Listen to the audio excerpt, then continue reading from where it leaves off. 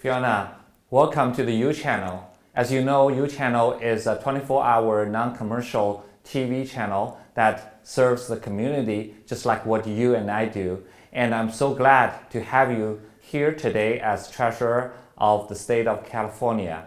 And I know that our audience would like to know more about you and about your job. So my first question to you is, as the treasurer of the state of California, what is the overall financial health of the state and how we're going to further recover from the pandemic? Yes.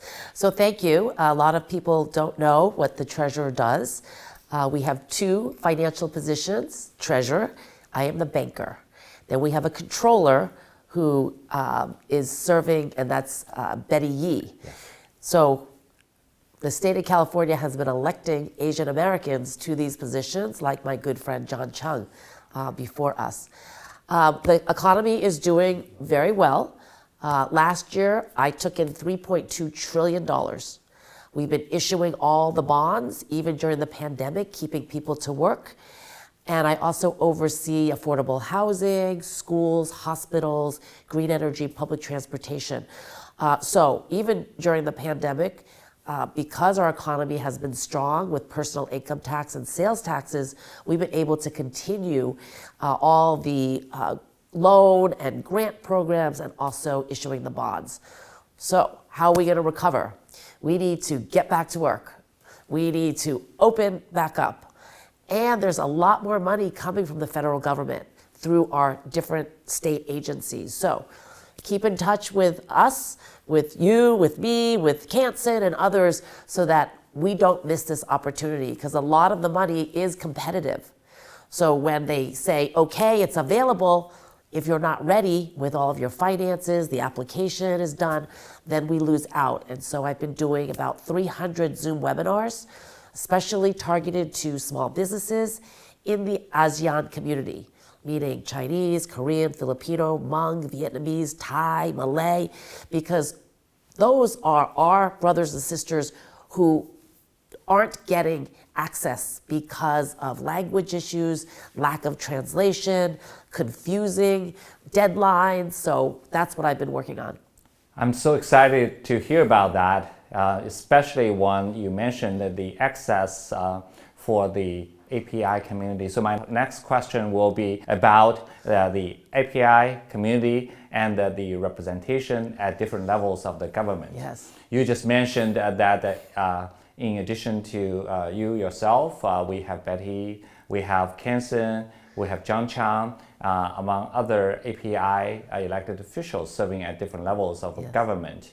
So my question to you is, do you see the importance of representation of API community in the state government and how we're going to try to have more of such representation? Yes. So it is important. Representation matters. Being at the table, making those policy decisions, those budget decisions, but also when like the whole Asian hate, scenario happened, it's up to us to stand up, right? And also to stand up for our allies, because if we are not standing up for others, they're not going to stand with us when times are tough. So I have built a broad coalition of stakeholders because California is diverse and we should celebrate the diversity, learn and support each other. Now, more than ever, there are so many individuals that offer training programs. They are funding different programs to train, to have interns intern in our office. I've had over 1,000 interns myself. And that is the way we are going to build the bench and the next generation, right? Being mentors, right? Having people reach out to you, or you pick people that you think are going to be appropriate, good community public servants. And it's not easy, as you know. Yes. I wonder in this journey of serving communities, it's going to be a tough job. On one hand, you're given such a tough job to do, and on the other hand, a lot of people may not be happy, and then they can attack you and so on. So it's not easy. I just wonder, because you shared with me that your grandfather was a pastor and you grew up in a Christian family. So my question to you is, what role does your faith play in your journey of serving the communities? So my grandfather on my mother's side was a pastor for decades.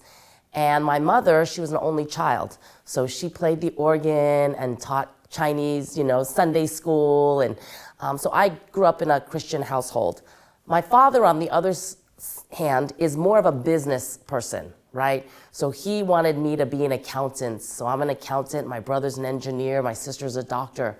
But public service is really the core of who I am. That was my calling.